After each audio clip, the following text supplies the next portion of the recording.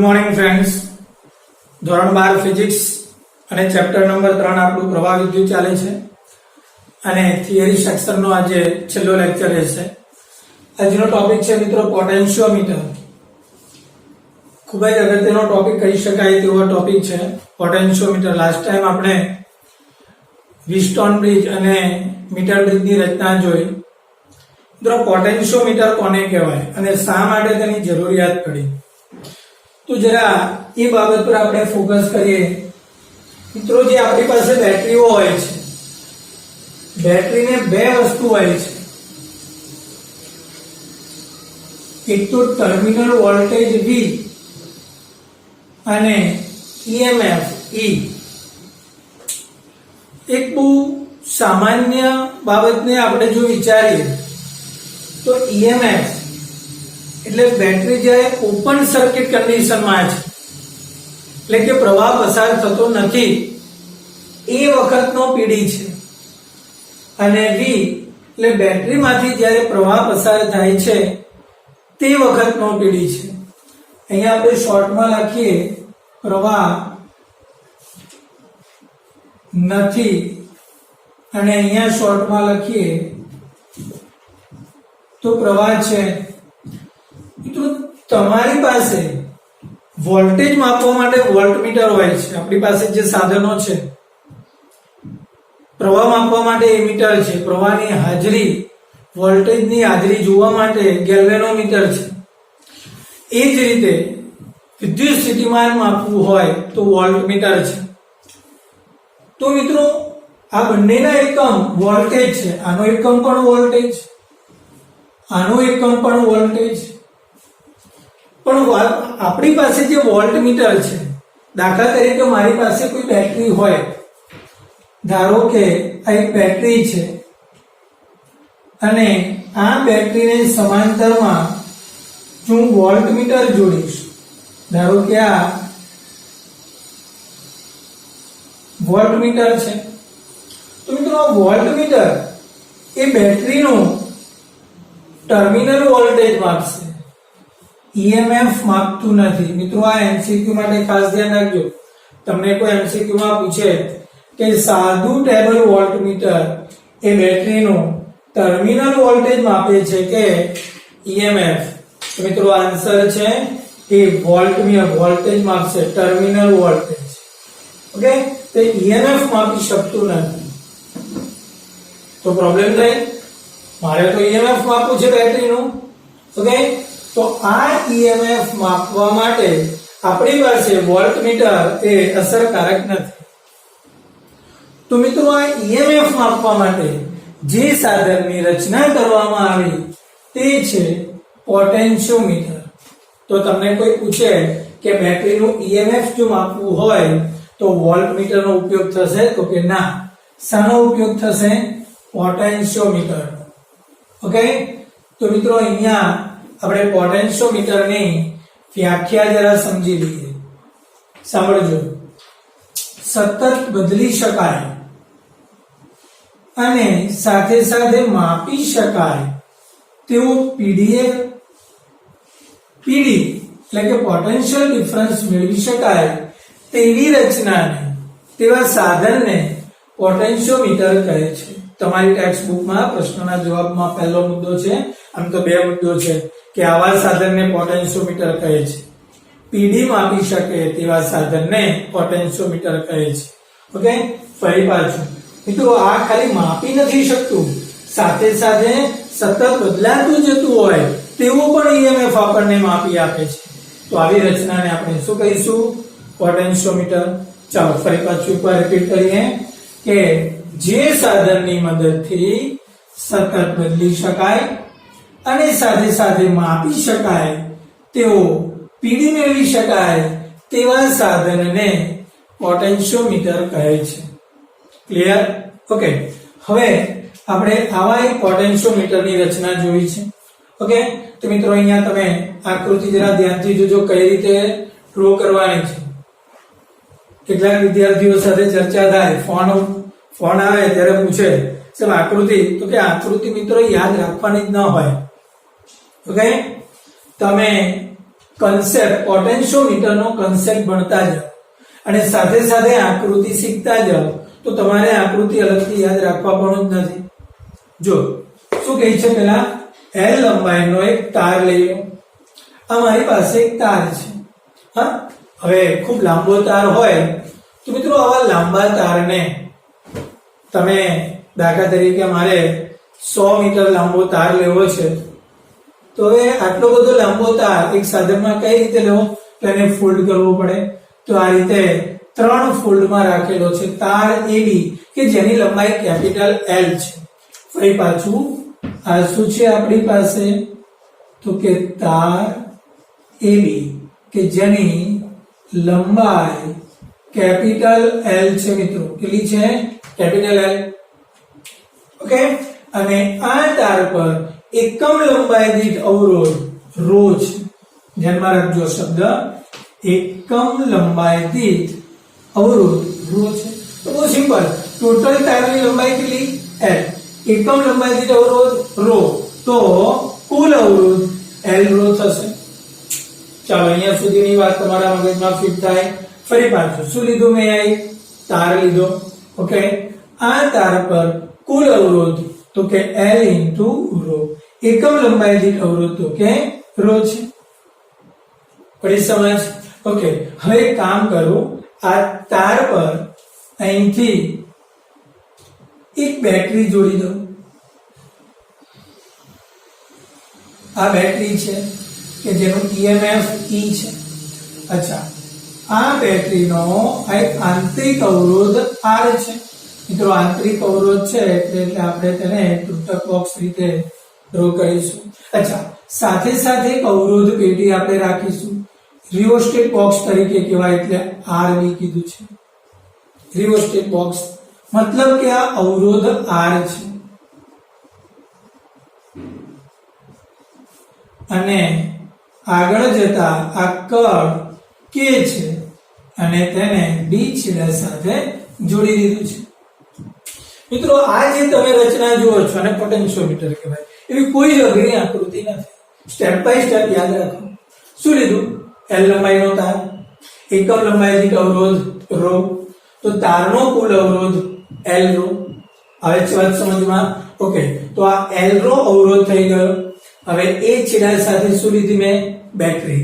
બેટરીનો પોઝિટિવ છેડા E પર જશે અને નેગેટિવ સાથે અવરોધ પેટી R કે જેનો અવરોધ R છે તેની સાથે કળ K જોડી દો અને એ છેડાને ટર્મિનલ B સાથે લઈ લો. તો મિત્રો આખો એક પરિપથ પૂર્ણ થઈ ગયો. જો હવે વાત સમજમાં? ઓકે, હવે જો પરિપથનો શું કહે છે આપણને? પરિપથનો કુલ અવરોધ. વિચાર, કેટલા અવરોધ છે? 3. એક સ્મોલ r, બીજો આ કેપિટલ R અને ત્રીજો આ તારનો અવરોધ. ત્રણે ત્રણ અવરોધ શ્રેણીમાં થયા. જો ફરી પાછા કેટલા અવરોધ થયા? 3. કયા કયા? સ્મોલ r, કેપિટલ R અને ત્રીજો આ તારનો અવરોધ જે કેટલો છે? L ρ. તો મિત્રો પરિપથનો કુલ અવરોધ કેટલો થશે? Simple, R plus R plus ρ L. Okay, તો આ જે પરિપથ પૂર્ણ થયો, ધારો કે આમાંથી વહેતો વિદ્યુત પ્રવાહ I છે. આ બધા જ આખો જે પરિપથ છે તેમાંથી વહેતો પ્રવાહ એ I થઈ ગયો. તો આ I મારે જોઈતો છે, તો આપણે ઓહમના નિયમનું પાલન કરીએ. શું આવશે ઓહમનો નિયમ? V = IR. અચ્છા, તો આપણી પાસે પ્રવાહ, યાદ કરો આપણે દાખલાઓની અંદર સૂત્ર લખતા હતા, પ્રવાહ બરાબર પરિપથનો EMF છેદમાં કુલ અવરોધ. શું કરતા હતા? પરિપથનો EMF છેદમાં કુલ અવરોધ. તો આ હિસાબ પ્રમાણે જો હું તમને પ્રવાહનું સૂત્ર આપું મિત્રો, તો આપણે શું લખી શકીએ? I બરાબર EMF કેટલું છે? E છે છેદમાં કુલ અવરોધ એટલે કેટલું આવશે? R plus R plus ρ L થશે. તો મિત્રો આ થયો પરિપથનો પ્રવાહ. આ સૂત્ર યાદ રહેવું પડે. શું છે પરિપથના પ્રવાહનું સૂત્ર? I બરાબર E/R+R+ρ. ઘણીવાર MCQ પૂછાય, દાખલાઓ પૂછાય કે પોટેન્શિયોમીટર માંથી વહેતો પ્રવાહ કેટલો. શું હશે સૂત્ર? I બરાબર E/R+R+ρ. આ EMF E છે, ત્રણ અવરોધ R, R અને ρ. ઓકે, ચાલો હવે તમને એમ કેવું, મારે આખો ધાર નથી લેવો. ધારો કે ધાર પર હું ફક્ત બે બિંદુની વાત કરું. આ એક બિંદુ A અને ધારી લો કે અહીંયા આ એક બિંદુ C છે અને આ A થી C સુધીનું જે અંતર છે અહીંયા તમે જુઓ તો ધારો કે આ A થી C સુધીનું અંતર એ સ્મોલ l છે. તો ધારો કે તાર AC ની લંબાઈ સ્મોલ l છે. ઓકે, તો બહુ ચોખ્ખું ગણિત થાય કે મારે ફક્ત A અને C બે બિંદુઓ વચ્ચેનો જ પીડી જોઈતો છે. મારે કેટલો? A અને C, આ AC તારનો પીડી મને કેટલો મળે? તો મિત્રો તેને V of L તરીકે પણ ઓળખી શકાય અને E of L તરીકે પણ ઓળખી શકાય. આ જે તાર છે એક બેટરી તરીકે વર્તશે. ફરી પાછું, આ જે સમગ્ર તાર છે A થી B સુધી એક બેટરી તરીકે વર્તશે. જેમ જેમ તમે તારની લંબાઈ વધારે લેતા જશો તેમ તેમ એ બેટરીનો વોલ્ટેજ વધતો જશે. એટલે હું અહીંયા C સુધીની વાત કરું તો A થી C સુધીનું વોલ્ટેજ મારે જોઈતું હોય તો તેને બે રીતે લખી શકાય. E of L અથવા તો V of L બંને ચાલશે. કેમ કે જે વોલ્ટેજ મળશે એ જ ટર્મિનલ વોલ્ટેજ છે ને એ જ EMF છે. આ કોઈ રાસાયણિક કોષ નથી કે જેને તેનો આંતરિક અવરોધ નડશે. ફરી પાછું જણાવું છું, આ જે સમગ્ર તાર છે એક કાલ્પનિક બેટરી તરીકે વર્તે છે. તમારે જેટલું વોલ્ટેજ જોઈશે, વોલ્ટેજ જેમ જેમ વધારે જોઈએ તેમ તેમ આ છેડાને સરકાવતા જાઓ. તમારે વોલ્ટેજ ઓછું જોઈતું છે તો આ છેડાને નજીક લેતા જાઓ.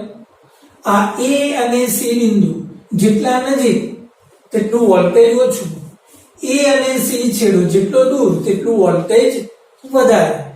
તો આવ્યો ને મુદ્દો? સતત બદલી શકાય. કેવો EMF મળે છે અહીંયા? તમારે વધારે જોઈતું છે તો C છેડાને દૂર ખેંચો, તમારે નજીક જોઈતું છે તો C છેડાને નજીક લો. રેન્ડમલી C અહીંયા છે જેની લંબાઈ સ્મોલ l લઈએ.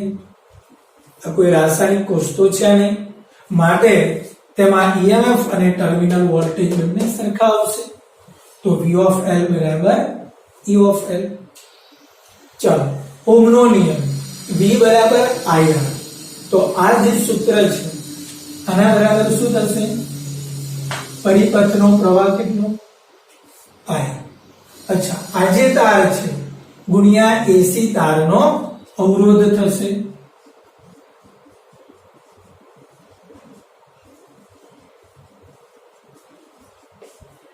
ઓકે, ફરી પાછું A અને C વચ્ચેનો વોલ્ટેજ કેટલો?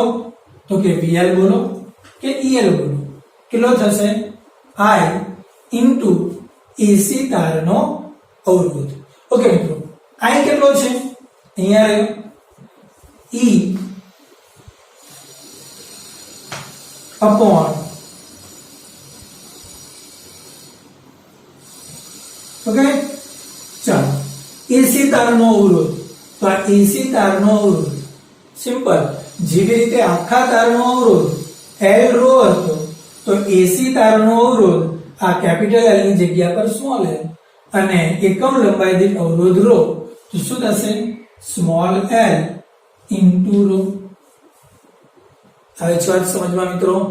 ઓકે, તો હવે તમે અહીંયા ધ્યાનથી જુઓ. હું આ ρ ને અહીંયા અંદર ખેંચી લઉં તો તાર પર તમે ગમે ત્યાં જશો, કોઈ પણ છેડા પર જશો, તાર પર t બદલાવાનો નથી, રો બદલાવાનો નથી, એકમ લંબાઈ દીઠ અવરોધ છે, સ્મોલ r બદલાવાનો નથી, કેપિટલ R બદલાવાનો નથી, અને આખા તારનો અવરોધ એટલે કે ρl બદલાવાનો નથી. મતલબ કે આ અચળ છે. આ અચળને હું phi તરીકે લખી દઉં તો મિત્રો v બરાબર phi * l થશે. આનો મતલબ એ થયો કે v ચલે છે l. મિત્રો આ પોટેન્શિયોમીટરનો સિદ્ધાંત થશે કે અવરોધક તારના, તમારી બુકમાં લખેલું છે, હું અહીંયા બોલું છું, ધ્યાનથી જોજો. અવરોધક તારના કોઈ પણ બે બિંદુઓ વચ્ચેનો પીડી તેની લંબાઈના સમપ્રમાણમાં હોય છે. લંબાઈ વધશે તો પીડી વધશે, લંબાઈ ઘટશે તો પીડી ઘટશે. ફરી પાછું રિપીટ કરું કે અવરોધક તારના આ તારમાં તમે કોઈ પણ બે બિંદુ પકડી લો, આ AC, તો તેમાં આ AC ની લંબાઈ એટલે કે L વધારે હશે તો તે બે બિંદુઓ વચ્ચેનો પીડી વધશે, અને લંબાઈ ઓછી તો તે બે બિંદુ વચ્ચેનો પીડી ઘટે છે. આ સિદ્ધાંત એક પોટેન્શિયોમીટરનો સિદ્ધાંત થશે. Okay, V is directly proportional to L. ફરી પાછું V બરાબર phi L, જ્યાં phi બરાબર કેટલા થશે? આખું સૂત્ર તો આ છે. phi બરાબર શું થશે? E rho upon R plus rho l. શું થશે? E rho upon R plus rho l. ઠીક છે મિત્રો? ઓકે, તો આના પરથી તમે જુઓ, તમે અહીંયા phi ને કરતા બનાવો તો V upon L થશે. તો આ એકમ લંબાઈ દીઠ વિદ્યુત સ્થિતિમાન છે. શું? એકમ લંબાઈ દીઠ તાર પર વિદ્યુત સ્થિતિમાન થયું. તો મિત્રો આને વિદ્યુત સ્થિતિમાન પ્રચલન કહેવાય. શું કહેવાય? એકમ લંબાઈ દીઠ તાર પર વિદ્યુત સ્થિતિમાન એટલે કે phi બરાબર V upon L, એટલે કે એકમ લંબાઈ દીઠ વિદ્યુત સ્થિતિમાન પ્રચલન. ઓકે, તો આ પહેલો પ્રશ્ન થયો મિત્રો, જેમાં તમને એવું પૂછાય કે પોટેન્શિયોમીટરનો સિદ્ધાંત સમજાવો અને વિદ્યુત સ્થિતિમાન પ્રચલન સમજાવો. ઓકે, ત્યાર પછીના પ્રશ્નમાં આપણે આગળ વધીએ. પોટેન્શિયોમીટરનો સિદ્ધાંત તો આપણે જોયો મિત્રો, આકૃતિ એ જ રાખું છું. હવે આપણો પ્રશ્ન આગળ વધે છે. આપણને એવું કહે છે કે પોટેન્શિયોમીટરનો ઉપયોગ કરી બે કોષોના EMF ની સરખામણી કરવી, અને બીજું કે બે પૈકી કોઈ પણ એક કોષનું EMF માપી પણ શકાય. તમને બે કોષ આપેલા છે, બે બેટરી આપેલી છે, તમને તેના EMF ખબર નથી, તો આગળના સિદ્ધાંતનો તમે ઉપયોગ કરી તમે કોષનું EMF માપી શકો છો. ઓકે, અચ્છા, બે કોષના EMF ની સરખામણી પણ કરી શકાય છે. કેવી રીતે મિત્રો? એ સમજતા પહેલા તમારી પાસે આગળનું સૂત્ર ક્લિયર હોવું જોઈએ. ફરી પાછું, પોટેન્શિયોમીટરનું આગળનું પ્રવાહનું સૂત્ર શું હતું? સોરી, A અને ધારો કે અહીંયા આ છેડો A હતો, A અને C વચ્ચેનું પીડી સૂત્ર શું હતું? AC વચ્ચેનો પીડી, તો કે V of L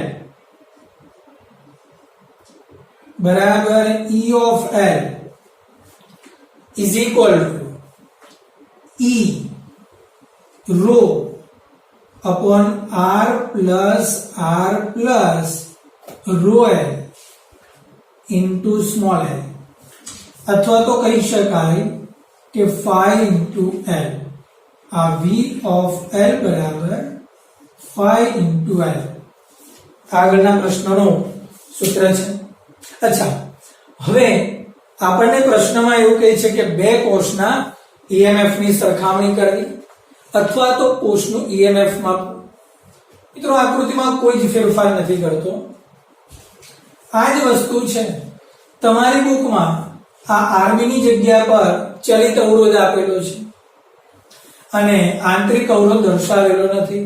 તેથી કરીને કઈ આકૃતિ બદલાઈ નથી જવાની મિત્રો. હવે છે આ સમજમાં? વસ્તુ આની ને આ જ છે, આમાં કોઈ જ ચેન્જ નથી. તમારી આકૃતિમાં આંતરિક અવરોધ દર્શાવેલો નથી અને બીજું RB ની જગ્યા પર ચલિત અવરોધ દર્શાવેલો છે. એ રાખો કે આ રાખો, બંને ચાલે. આપણે આ જ રાખીએ. ક્લિયર? ઓકે. હવે જરા આકૃતિને ધ્યાનથી જોજો. ઓકે, અહીંયા ઉલટ સુલટ કળ લેવાની છે મિત્રો તમારે. આ ઉલટ સુલટ કળને 3 ટર્મિનલ હશે. આ ટર્મિનલ 1 કહેવાય, આ ટર્મિનલ 2 કહેવાય અને આ ટર્મિનલ 3. ઓકે મિત્રો. અચ્છા, એ અને ટર્મિનલ 1 વચ્ચે એક બેટરી જોડીશું કે જેનું EMF E1 લઈએ.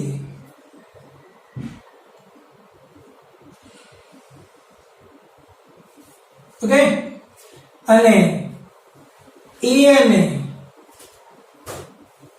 ટર્મિનલ 2 વચ્ચે એક બીજી બેટરી જોડીએ કે જેનું EMF E2 લઈએ. ઓકે, પછી ત્રીજું જે ટર્મિનલ છે ત્યાંથી ગેલ્વેનોમીટર જોડીએ અને તેને જોકી સાથે આપણે જોડી દઈએ. આવી વાત સમજમાં? ફરી પાછું, આ ઉલટ સુલટ કળ લીધી. એ ઉલટ સુલટ કળને કેટલા ટર્મિનલ છે? 3. 1 2 અને 3. ઓકે. અચ્છા, એ અને 1 વચ્ચે બેટરી E1 જોડી. ત્યાર પછી એ અને 2 વચ્ચે બેટરી E2 જોડી. 3 ને ગેલ્વેનોમીટરમાં લઈને જોકી જોડી. મતલબ કે પેલી જોકી આગળ આપણે જોઈ ચૂકેલા છે આગળના પ્રશ્નમાં. હવે તમને યાદ અપાવવાની જરૂર નથી. જોકીને તાર પર સરકાવવાનો છે અને એવા બિંદુ પર ગોઠવવાનું કે જ્યાં ગેલ્વેનોમીટરનું કોણાવર્તન 0 થાય, એટલે કે તટસ્થ બિંદુ થાય. શું કરવાનું છે? પહેલા આ 1 અને 3 ને કનેક્ટ કરવાના છે. મતલબ કે 2 બાયપાસમાં નીકળી જશે, એટલે કે આ બેટરી અસ્તિત્વમાં આવશે નહીં. ફરી પાછું શું કરીશું? ફર્સ્ટ ટાઈમ 1 અને 3 ને જોડવાનું.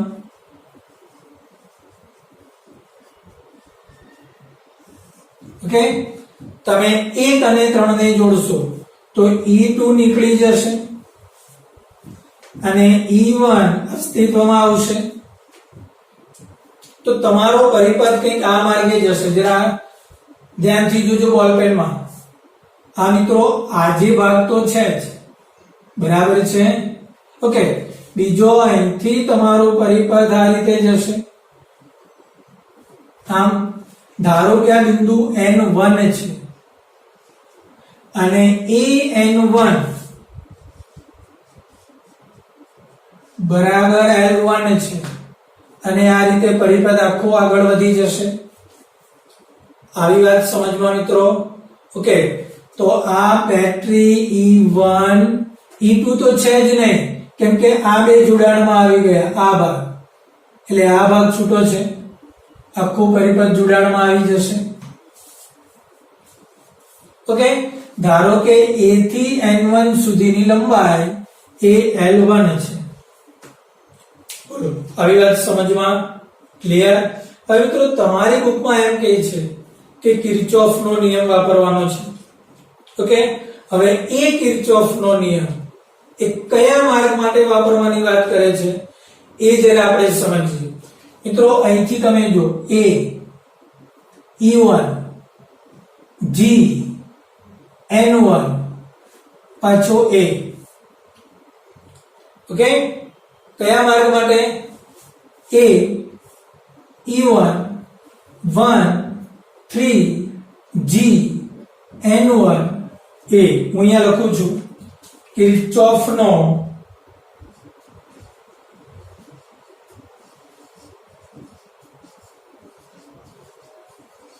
બીજો નિયમ. કયા માર્ગ માટે? એ E1 1 3 N1 એ માર્ગ માટે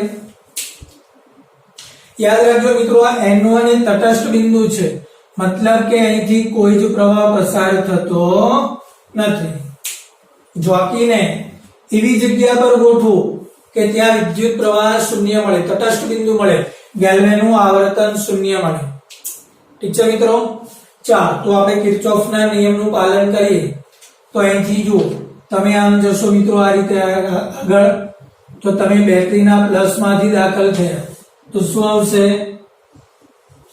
-E1 આ -E1 આ 1 2 આ પ્રવાહ છે એટલે કશું જ અસ્તિત્વમાં નહીં આવે ઓકે તો હવે તમે N1 સુધી આવી ગયા મિત્રો તો મિત્રો N1 થી એ છેડા વચ્ચેનો PD આપણે ચેક કરવો પડશે તો N1 થી એ છેડા વચ્ચેનો PD તમે આ રીતે લખી શકો આ લંબાઈ L1 છે તો phi L1 લખાય ઓકે તમે આ દિશામાં જાઓ છો જો તમારા પ્રવાહની વિરુદ્ધ દિશામાં જાઓ છો એટલે પ્લસ આવશે પ્રવાહ આ દિશામાં છે જ I જેટલો પ્રવાહ યાદ આવે છે કઈ તો આપણે પ્રવાહની વિરુદ્ધ દિશામાં ગયા એટલે A અને N1 છેડા વચ્ચેનો PD ઓકે એટલે મિત્રો અહીંયા આપણે શું લખીશું પ્લસ V of L1 થશે ને L1 લંબાઈનો PD અને એ બિંદુ પાસે પાછા આવી ગયા એટલે આ 0 ચાલો તો સૂત્ર શું બનશે -E1 અને V of L1 આ રીતે જો મારે લખવું હોય તો phi into L1 બરાબર 0 લખાય તો ફાઇનલી મિત્રો તમે સૂત્ર શું લખશો માટે E1 બરાબર સામી જશે એટલે E1 બરાબર phi L1 મિત્રો આ થયું આપણું સમીકરણ નંબર 1 હવે છે વાત સમજમાં ક્લિયર ઓકે ચાલો હવે ત્યાર પછી હવે શું કરો 2 અને 3 ટર્મિનલ આમાં 1 અને 3 ને જોડ્યા હવે સેકન્ડ ટાઈમ શું કરો મિત્રો તો કે ટર્મિનલ 2 અને 3 ને જોડો 2 અને 3 જોડાશે તો મિત્રો બીજી બેટરી અસ્તિત્વમાં આવશે ને પહેલી નીકળી જશે એટલે E2 અસ્તિત્વમાં આવશે અને E1 નીકળી જશે તો હવે આપણો પરિપથ આ થયો આ જોડાણમાં આવી જશે આ નીકળી જશે તો હવે કિર્ચોફનો નિયમ અચ્છા તો હવે તમારો તટસ્થ બિંદુ મિત્રો બદલાઈ જશે ધારો કે તમારું નવું તટસ્થ બિંદુ આટલે આવે છે N2 અને ધારો કે આ નવા તારની લંબાઈ L2 છે તો તટસ્થ બિંદુ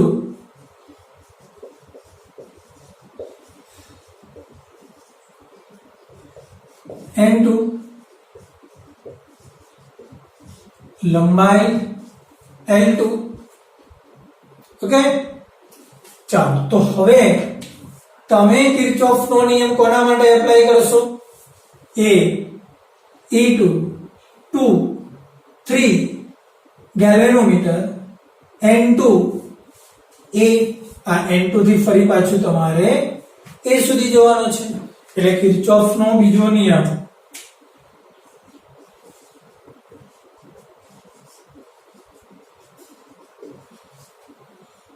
A E2 2 3 ગેલ્વેનોમીટર N2 થી A માટે તો આ જ રીતે તમે લખી શકો અહીંથી તમે જાશો પ્લસ માંથી ગયા એટલે -E2 આવશે ઓકે ત્યાર પછી ટર્મિનલ વોલ્ટેજ કોની વચ્ચેનો તો કે plus V of L2 is equal to 0 આ તારની લંબાઈ L2 છે તો એ જ રીતે આના માટે 5 into L2 બનશે એ સૂત્ર શું છે મિત્રો? -E2 + 5 * L2 માટે E2 ને કરતા બનાવો મિત્રો તો તમારું સૂત્ર શું બનશે? E2 = 5 * L2 આ સમીકરણ નંબર 2 1 અને 2 નો ગુણોત્તર કરીએ આપણે શું થશે? E1/E2 = L1/L2 થશે। તો જો તમે પ્રેક્ટિકલ કરશો મિત્રો એ દરમિયાન L1 અને L2 તો તમને મળશે જ। બે બેટરી છે E1 અને E2। અચ્છા, બંને બેટરીઓના EMF અજ્ઞાત છે તો તમે સરખામણી કરી શકશો કે આમાંથી વધારે EMF કોનું છે। ધારો કે આ ગુણોત્તર 1 આવ્યું તો આનો મતલબ કે બંનેના EMF સરખા છે। ધારો કે આ ગુણોત્તર 1 કરતા મોટો આવ્યો, સોરી 1 કરતા નાનો આવ્યો તો સિમ્પલ છે કે E2 is greater than E1 છે। ધારો કે આ ગુણોત્તર 1 કરતા મોટો આવ્યો તો E1 greater than E2 આપણને ખબર પડી જશે। અને જો બે પૈકી કોઈ પણ એક અવરોધ, સોરી કોઈ પણ એક EMF જ્ઞાત છે તો ત્રણ જ્ઞાત રાશિ પરથી તમે અજ્ઞાત બેટરીનું EMF પણ શોધી શકો છો। પછી સમજ? તો આ આપણો પ્રશ્ન થયો કે બે બેટરીઓના EMF ની સરખામણી કરી શકાય છે, તેમજ કોઈ એક બેટરીનું EMF જાણતા હોઈએ તો બીજી બેટરીના EMF ને શોધી પણ શકાય છે। હવે ચલ સમજમાં? તો આ થયો પોટેન્શિયોમીટરનો પ્રશ્ન નંબર 2। ઠીક છે મિત્રો, આજના લેક્ચર પૂરતું આટલું રાખીએ। નેક્સ્ટ લેક્ચર માટે ફરી પાછા મળીશું।